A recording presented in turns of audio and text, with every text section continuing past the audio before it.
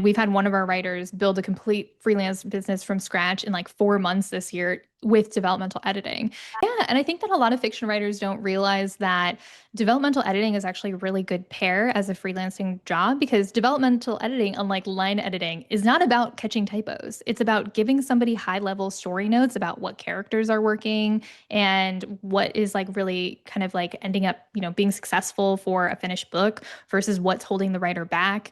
And so you get to operate on this high level of story you already have. And because self-publishing is becoming such a bigger industry, we are having more self-published authors in need of great developmental editors. And so this is kind of the interesting gap that is currently existing of people needing to hire great developmental editors, but not enough people have made that leap to freelance to be able to satisfy that need.